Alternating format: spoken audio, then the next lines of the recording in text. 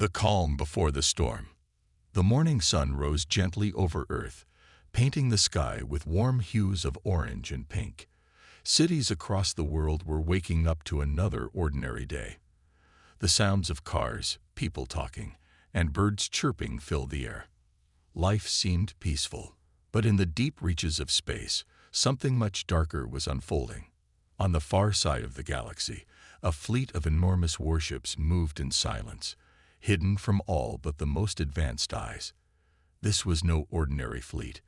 The ships were massive, built for war, designed to crush anything in their path. They belonged to the Deathworlders, a ruthless alien race known for their violent ways. They had conquered countless planets, leaving a trail of destruction wherever they went. But they had never met Earth before. They had never met humanity. The Deathworlders had watched Earth for years, studying its people, its cities, and its defenses.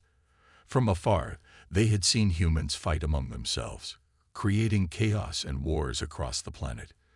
To them, Earth appeared weak, divided. They assumed humanity would be easy to conquer, just like so many other worlds they had taken.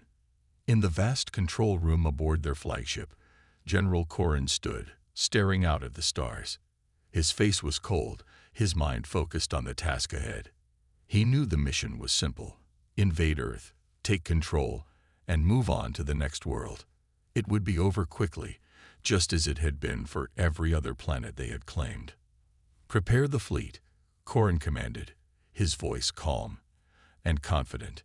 "We will invade at dawn." The officers under his command moved quickly to execute his orders. They had all seen the records of other worlds, worlds that had fallen to the Deathworlders without a fight. Earth would be no different. General Corran was certain of it. He thought they would find a planet full of weak, unprepared beings who would bow to their power. Meanwhile, on Earth, no one knew what was coming. People were going about their daily lives, unaware of the invasion waiting just beyond the stars. In cities, people were preparing for work or school. In rural areas, farmers tended to their crops, and families gathered for breakfast. Earth was alive with its usual bustle. Nothing seemed out of the ordinary. But in the world's capitals, leaders were starting to notice something strange. Satellites in orbit had detected unusual activity, but no one could understand it. The data was inconclusive. It seemed like a glitch. At least, that's what they told themselves. Across the globe, military leaders were preparing for the worst, though they didn't know exactly what that worst would be. Some governments had already begun evacuating key areas, just in case. They knew something was off, but they didn't know what. The idea that Earth could be under threat from space seemed impossible. After all, the planet had never faced a threat like that before. Yet, deep down, they all knew that something had changed. Something was coming.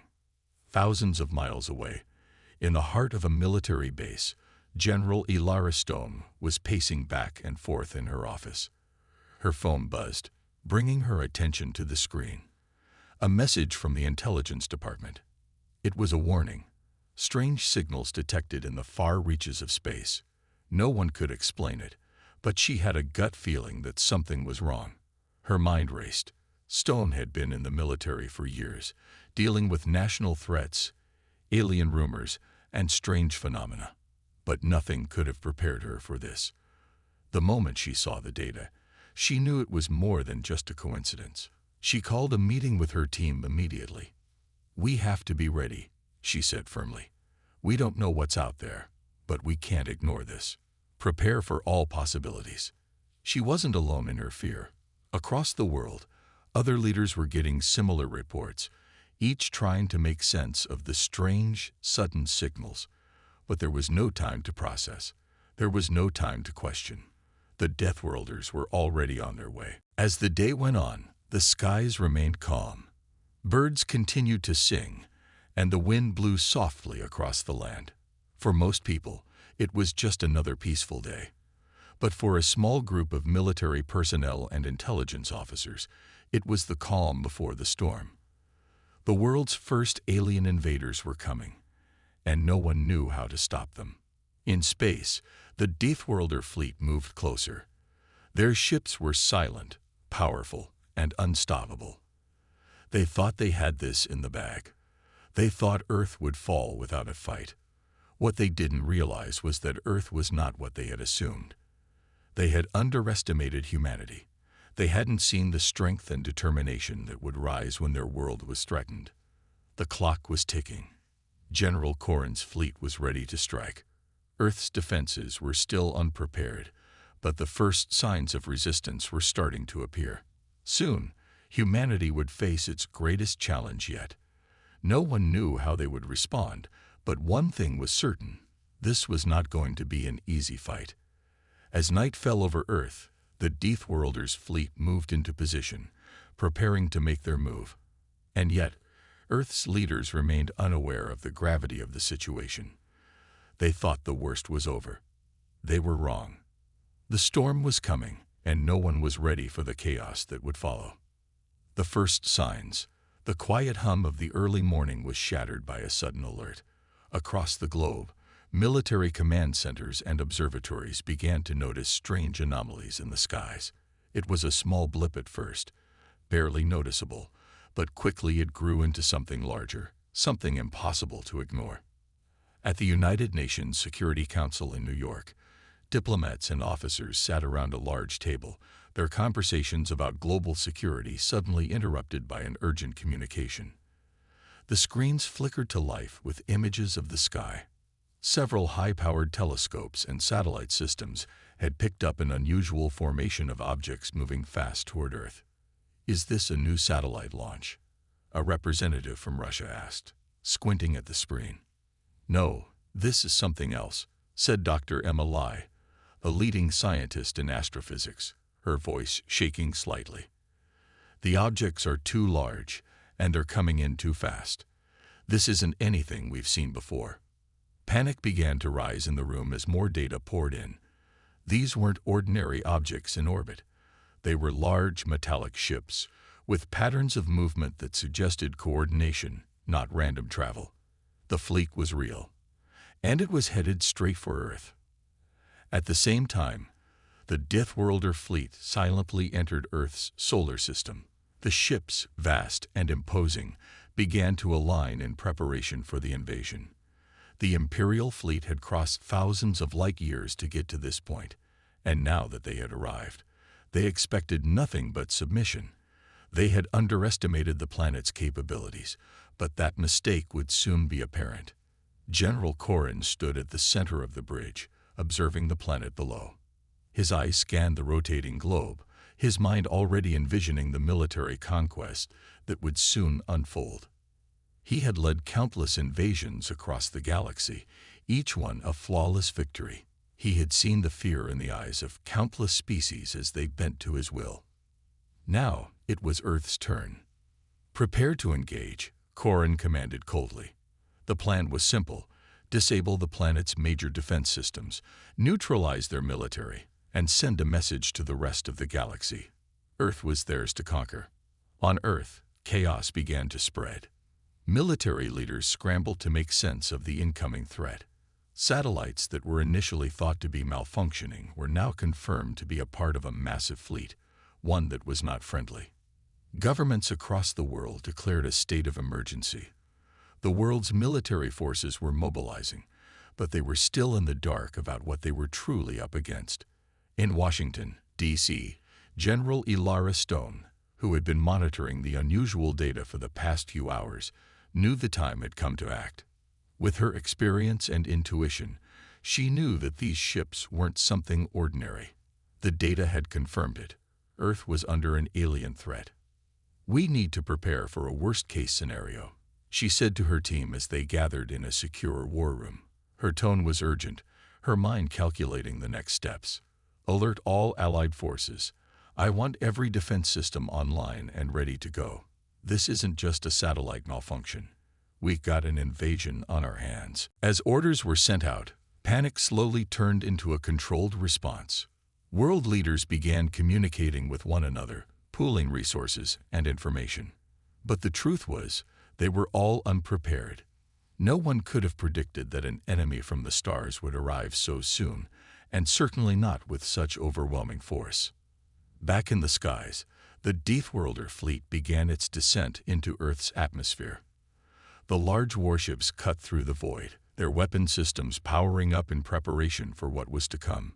Each ship was a marvel of alien technology, sleek, armored, and equipped with energy weapons that could obliterate entire cities in seconds. The fleet was so large that it blotted out the sun in certain regions of Earth as it moved forward. The sight was both awe-inspiring and terrifying. The Deathworlders didn't care to hide their arrival. They wanted the world to see the strength and dominance they had brought with them. Across Earth, people were beginning to notice the strange lights in the sky. At first, it was just a few odd-shaped objects moving across the heavens, but as the day wore on, they became harder to ignore. News channels broadcasted the strange phenomena, calling it a massive space event. Some thought it was a comet, others believed it was a new satellite. But as the hours passed, the realization began to dawn on many that this was something entirely different. People took to the streets in confusion, staring up at the sky with a mixture of fear and wonder. Some were terrified, thinking that an alien invasion was imminent. Others, however, held on to a small sliver of hope, believing it was just a mistake, that it couldn't possibly be an attack. But those who had seen the signs knew better. In the command center, General Stone and her team continued to monitor the incoming fleet. The situation was becoming increasingly dire, but she remained focused. "Everyone, stay calm," she said, her voice steady. "We will respond. Earth has faced threats before, and we will face this one.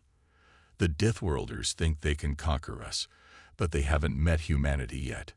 Her words were meant to instill hope, but deep down, even she wasn't sure if humanity was ready for what was about to happen. The unknown enemy was coming, and Earth's fate was hanging in the balance. As nightfall came, the fleet was almost in position. The Deathworlders had made their first move, and Earth was now on the brink of its greatest challenge. The calm before the storm was over. The battle for survival was about to begin, and no one knew who would emerge victorious. The first clash. The world had braced itself for the worst, but nothing could have prepared Earth for the deafening silence before the storm. The first signs of conflict came not from the heavens, but from the ground. As humanity scrambled to prepare, a sudden explosion of light shattered the calm. It was as if the Earth had been struck by 1,000 suns, all at once. At the moment of impact, people froze. The once quiet cities now roared with the panic of alarms blaring across major metropolitan areas. The noise was deafening, but the sky remained eerily quiet, as if the Earth itself held its breath. On the surface of Earth, the first shockwave of energy hit, coming from the descending Deathworlder ships. Their weapons had been designed to obliterate entire defense networks in a single strike. The space fleets hovered above Earth's atmosphere, their immense shadows swallowing entire cities. Some satellites that had already been tracking the invaders flickered with static before going dark. Earth's network was already in chaos. Every government was struggling to understand the magnitude of what had just happened. And yet the first wave of destruction had barely begun. The world's leaders had known that Earth wasn't prepared to face an invasion of this scale, but they had hoped that their combined military might buy them time to figure out a strategy. They were wrong. The Deathworlders had no such hesitation. From the lead ship, General Corrin issued the order. A crackling hum filled the air as the first volley of plasma fire struck the planet's surface. Several cities exploded in a blinding flash, the streets filled with panic as people tried to flee from the sudden chaos. Thousands of lives were wiped out in an instant. It was an attack so swift, so efficient, that it left no time for Earth's defenders to even react. On the ground, General Elara Stone watched in disbelief as the first missile fired from a Deathworlder ship hit a military base in the Pacific. The shockwave shattered the building in an instant, sending a storm of debris into the air. The damage was so extensive that the base was lost in mere seconds. "Deploy the countermeasures now," she barked, her voice cutting through the command center like a blade. The room erupted into action as soldiers scrambled to respond to the unprecedented attack. Anti-aircraft batteries were activated, and fighter jets scrambled into the air, attempting to intercept the incoming fleet. But their weapons were no match for the invaders' advanced technology. "I want every available unit mobilized," General Stone ordered. "We can't let them do this to us." Despite her orders, the response was slow. The vast distance between Earth's surface and the invading ships left little room for effective defense. The invaders' weaponry tore through Earth's best defenses as if they were made of paper. Back in the command center, panic began to set in. A lone technician worked feverishly at his console, his fingers flying across the keys in an attempt to stop the inevitable. "General, I've just received a report," the technician said, his voice trembling. "The Deathworlder fleet is using energy weapons that we've never seen before. Their destructive power, it's unlike anything we've faced." "Keep working," Stone replied sharply. "We don't have time for this." But deep inside, she was already starting to realize that Earth's military might, no matter how vast, was no match for the Deathworlders' overwhelming power. As the first hour passed, the skies were filled with the sounds of battle. Missiles, rockets, and plasma bursts lit up the sky, yet Earth's forces were already being overpowered. The Deathworlders had descended with one purpose: to destroy, and they were succeeding. Cities fell, military bases were reduced to rubble, and Earth's finest were being slaughtered in their attempts to fight back. It was clear that the Deathworlders were not just after a military victory. They were after total destruction, an extinction-level event meant to remind all other species in the galaxy of their dominance. However, there was still one thing that had yet to be revealed: Earth's most powerful asset. As the Deathworlder fleet continued to advance, no one had expected the humans to respond in a way that would send shockwaves across the galaxy. General Stone, though deeply shaken by the initial onslaught, held on to one sliver of hope. Humanity's greatest weapon had been kept a secret for years. It was a weapon they had been perfecting in secret, a weapon that had the potential to turn the tide of this war. "We still have one chance," she whispered to herself, her mind racing. "Activate Project Titan." In a hidden military complex deep in the Arctic, a series of enormous doors slowly began to open. Behind them stood a weapon so powerful, so terrifying, that only a handful of people knew of its existence. The massive war machine, designed to match the most powerful alien fleets, began to awaken. It had taken years to construct, and now it would be Earth's last hope. Back in the skies, the Deathworlders prepared for their next move. General Corrin stood at the helm of his ship, observing the devastation he had caused. Earth's defenses were crumbling, and nothing seemed able to stop his fleet's relentless advance. But then he received an unexpected signal from the surface. The humans were fighting back, not with their military might, but with something far more unexpected. The first massive war machine emerged from its hidden lair, ready to face the Deathworlder fleet head-on. The humans weren't ready to surrender, not yet, and this new weapon was about to change everything.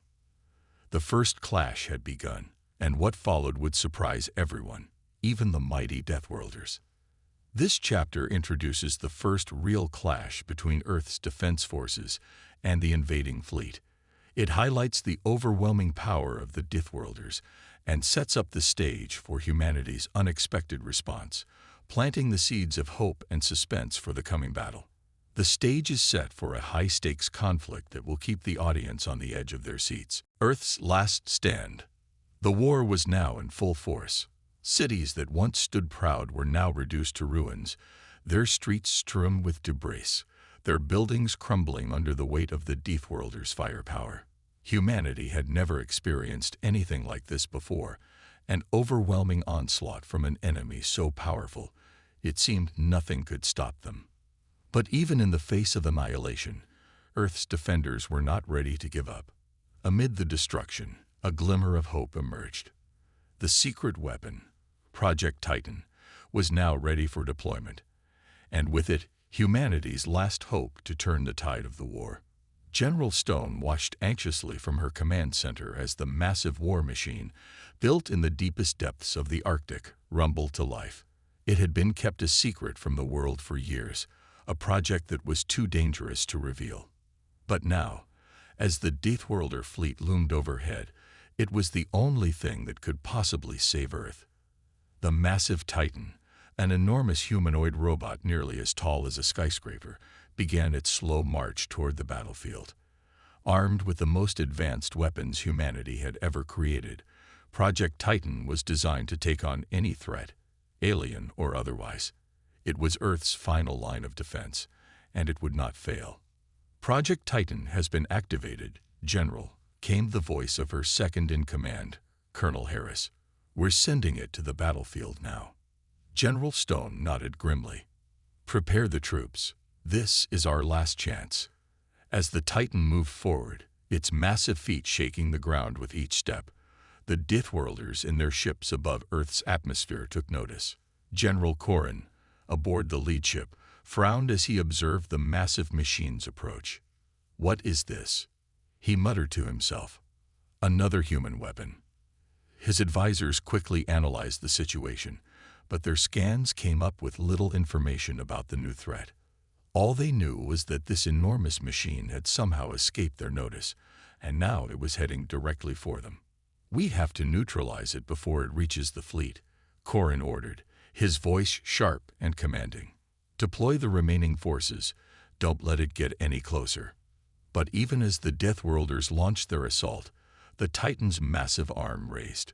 From its palm, a stream of deadly plasma fire erupted, tearing through the incoming missiles and fighter ships with ease.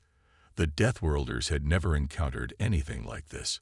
The sheer power of Project Titan was unlike anything they had ever faced. Impressive, Corrin muttered under his breath as he watched his forces struggle against the unexpected weapon. But not enough. On the ground, General Stone watched the Titan's progress with a sense of cautious optimism.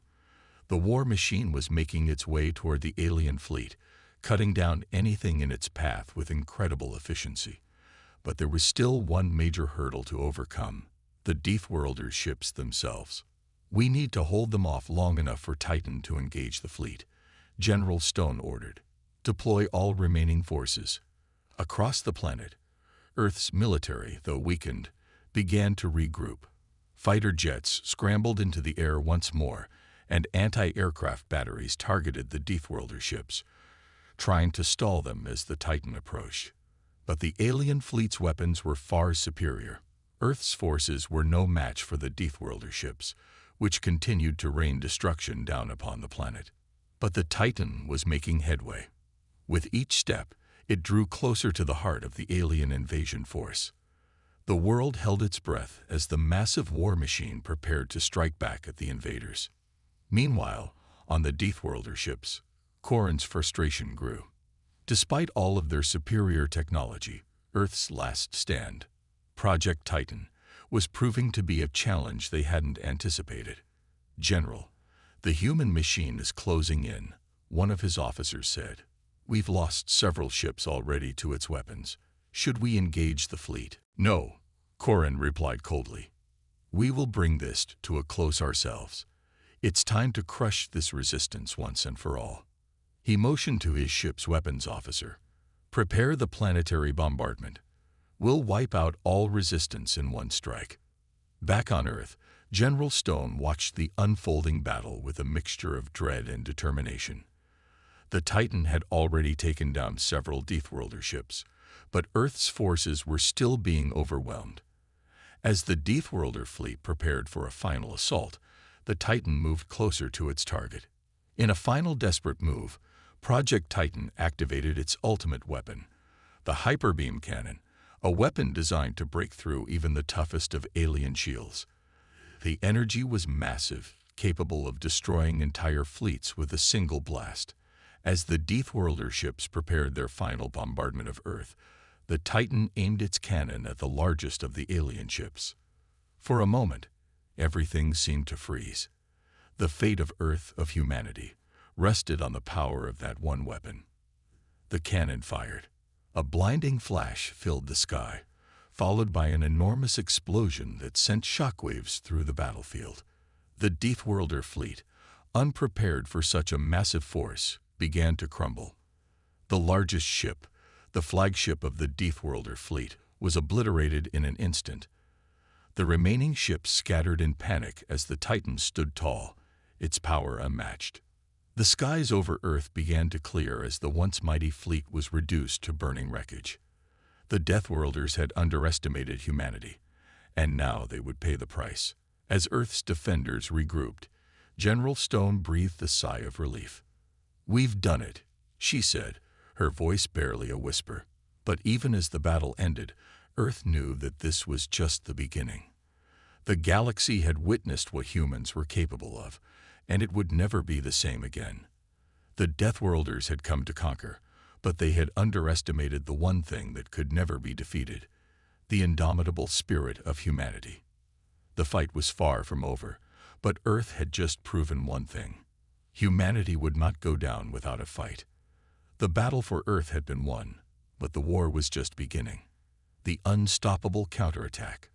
The days after the defeat of the Deathworlder fleet were tense, but humanity had something to prove. Earth was not just a target for invasion. It was a force to be reckoned with. The Deathworlders, having suffered an unexpected blow, retreated to regroup, but they could not hide their frustration. The loss of their flagship and numerous ships was a humiliation that would not be easily forgotten. General Corrin, standing aboard his new command ship, a sleek and deadly vessel crafted from the remnants of the destroyed fleet, seethed with rage. The humans had done the impossible. They had stopped the invaders, and now they were emboldened. "They will pay for this," Corrin growled, his fists clenched tightly. His officers knew that the situation was grim. Earth had proven it could fight back, and had given the Deathworlders a glimpse of the strength they had underestimated. But it was not over. The alien forces had been delayed, but they were far from defeated. "They'd got a weapon we didn't know about," one of Corrin's top commanders spoke up, reviewing the data on the screen. "That Titan, it's powerful, but we still outnumber them. We have the advantage in numbers, General." Corrin nodded, but his mind was elsewhere. He knew that the humans' resolve had grown stronger with every victory. This would no longer be a simple invasion. It was a battle for survival, one that would require everything his fleet had left. "We will strike hard," Corrin decided. "We have underestimated Earth once. That mistake won't be repeated. It's time to launch our final assault." On Earth, General Stone and her team analyzed the aftermath of the recent battle. The Titan, though victorious, had sustained heavy damage, and repairs would take time. But the humans were not deterred. They had shown the universe that they were capable of incredible feats, and now they were preparing for the next wave of invaders. "Prepare for the counterattack," General Stone ordered. "We know the Deathworlders will come back, and we have to be ready." The human forces had been pushed to their limits, but their spirit remained unbroken. Earth had rallied together, nations united, people focused on one singular goal: protecting their home. "The Titan's repairs will take several days, but we got other assets," Stone continued.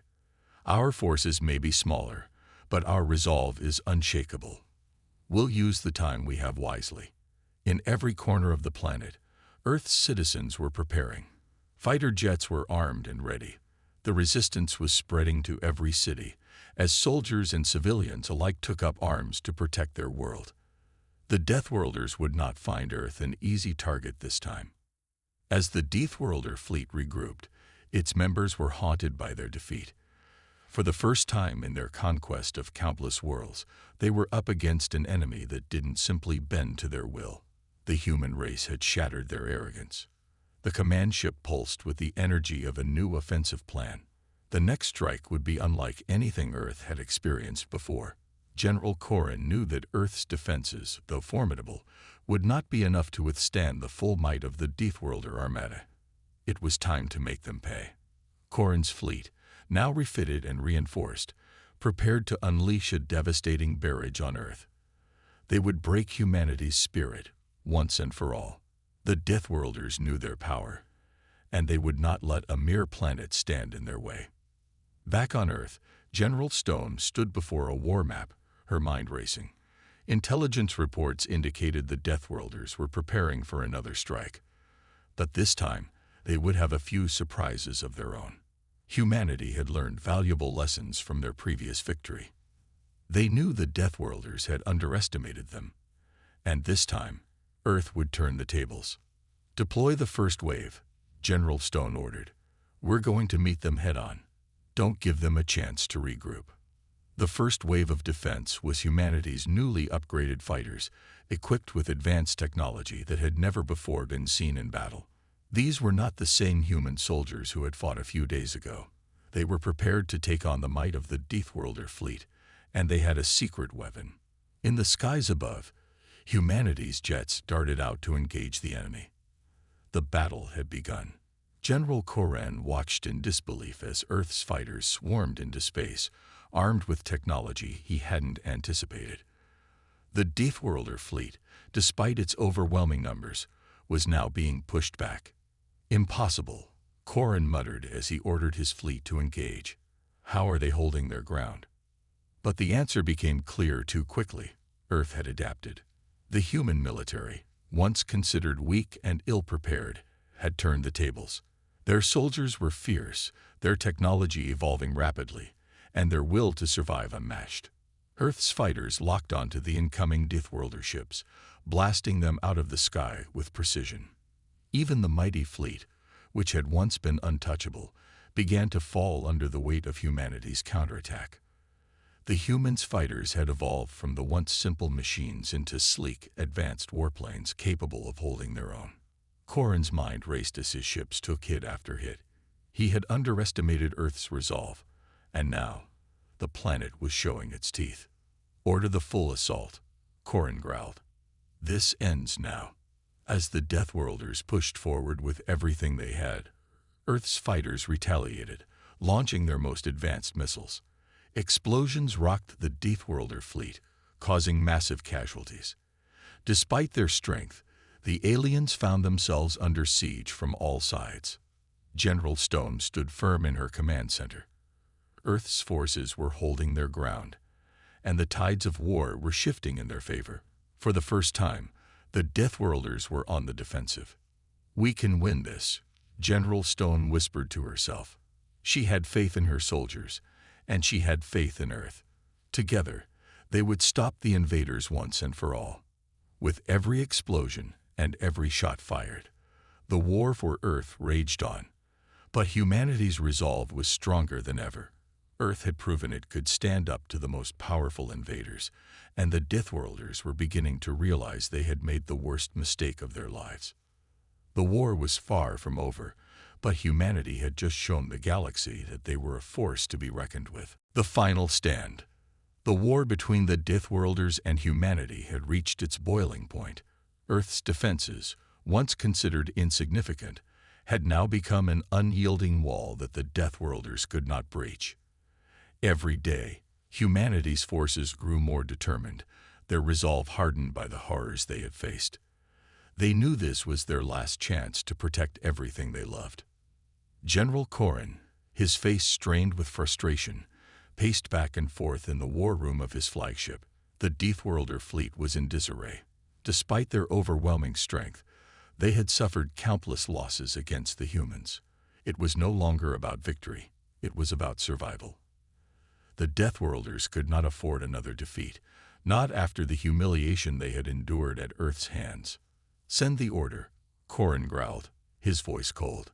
"It's time for the final assault." His orders were clear. Launch the full might of the Deathworlder fleet at Earth. It would be a final, desperate push to crush the humans once and for all. But even Koran knew that their forces were not what they had been when the invasion began. Earth had drained them. Battles, losses, and unforeseen tactics had taken their toll. Yet they had no choice. The destruction of Earth would be the only way to restore their pride. On Earth, General Stone stood before the command center, the pressure weighing heavily on her. Her fingers hovered over the final preparations for the defense systems. This was it, Earth's last stand. The Deathworlder fleet, now reinforced and recharged, was on its way. But the humans were ready. Every soldier, every fighter, and every piece of technology had been honed for this moment. Humanity's weaponry had evolved, just as their tactics had. It was a desperate gamble, but they had nothing left to lose. "Activate the defense grid," General Stone ordered, her voice firm. "Prepare for impact.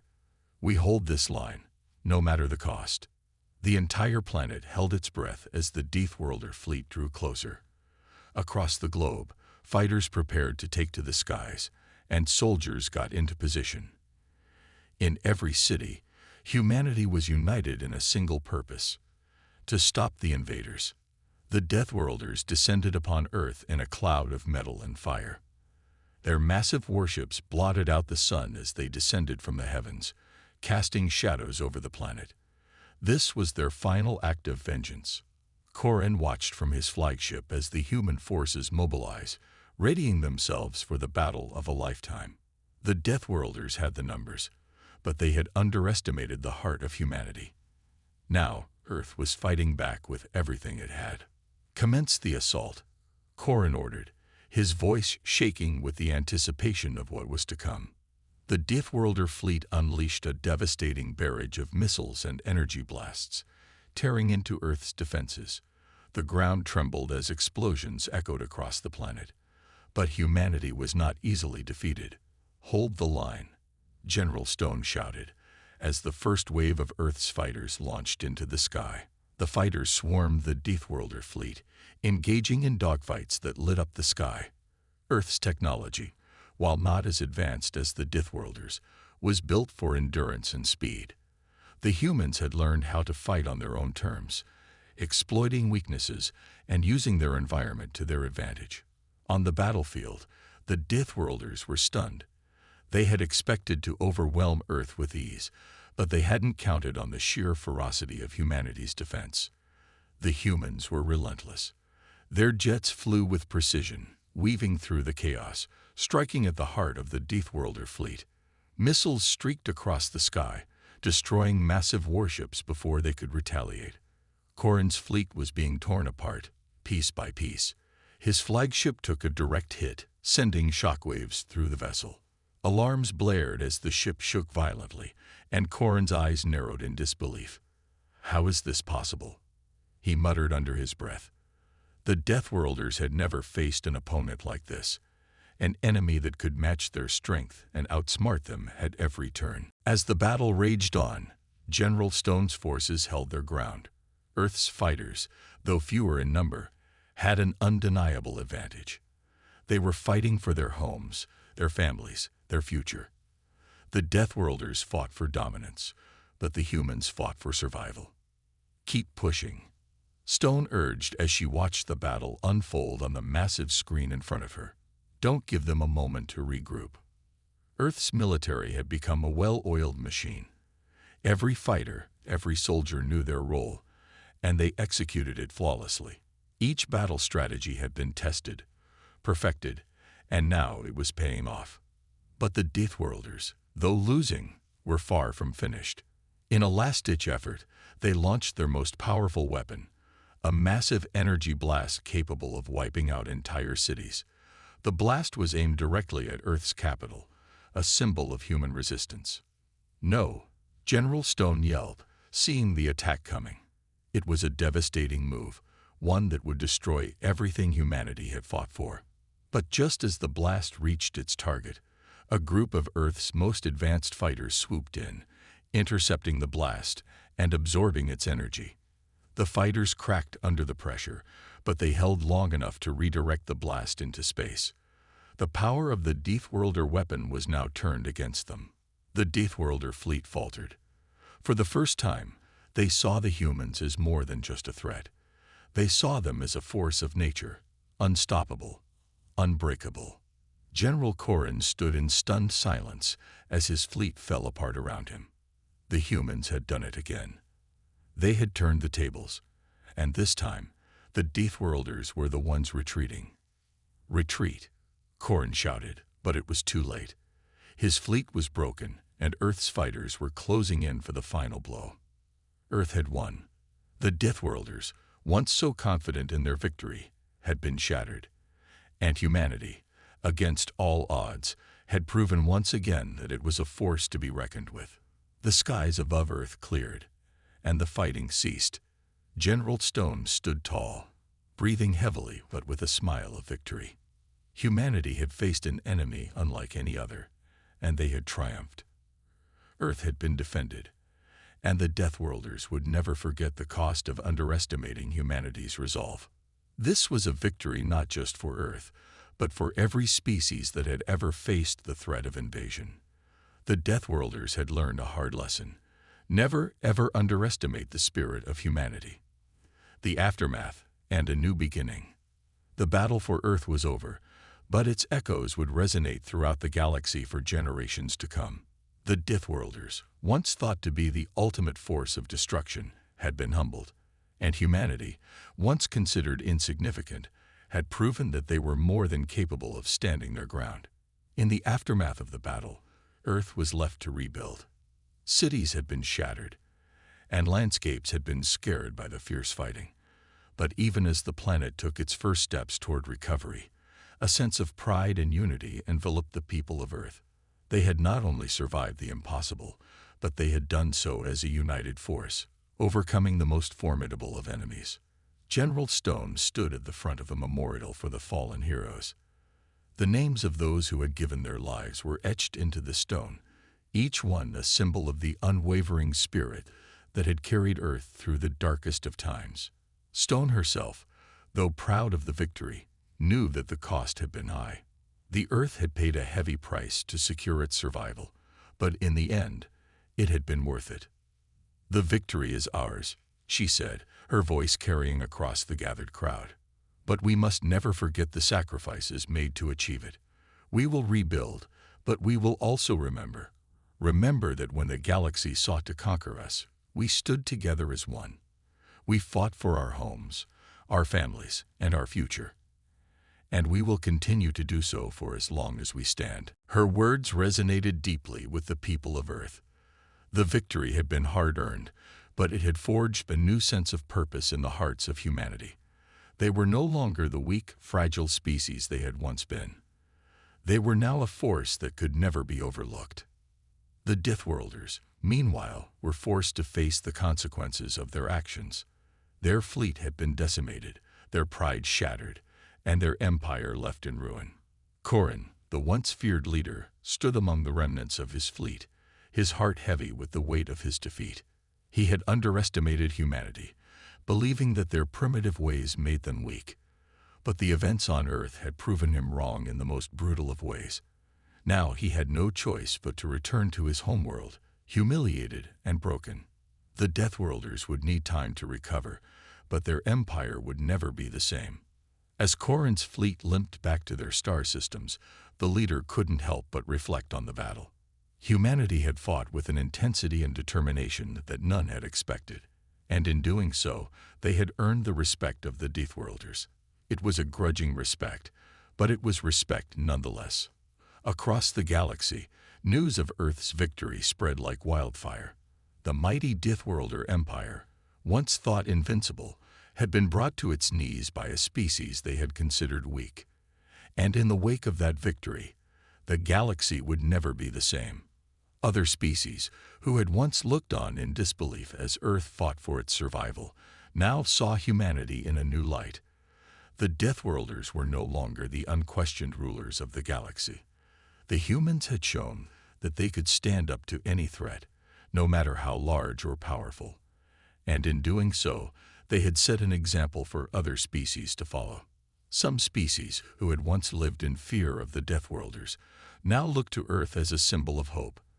They saw humanity not as an insignificant species, but as one capable of defending itself, and perhaps even leading the way to a new era of galactic cooperation.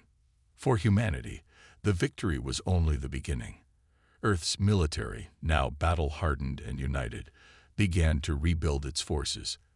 The technology and strategies developed during the war would continue to evolve, making Earth even more formidable. The people of Earth knew that the galaxy was full of potential threats, and they were ready to face whatever came next. General Stone stood at the helm of this new era. As Earth's military forces prepared for the future, Stone knew that their ultimate goal was not just survival. It was to ensure that Earth would never again be caught off guard. They would become the protectors of their world, and perhaps even the galaxy. The story of Earth's victory would become a legend, told across the stars for centuries to come. The day that humanity, united and resolute, defeated the might of the Deathworlders would be remembered as the turning point in galactic history. Earth had shown that no matter how vast and powerful an empire might be, it could not stand against the will of a people who refused to be conquered. As the people of Earth looked toward the stars, they knew one thing for certain. They would never again be the same. The events of the past had forged a new humanity, one that would stand strong, no matter what challenges the future might bring. They had faced their greatest fear and emerged victorious. And now, the galaxy would have to reckon with the true strength of humanity. The victory over the Deathworlders was not just a triumph for Earth, it was a statement to the entire galaxy. Humanity would no longer be underestimated.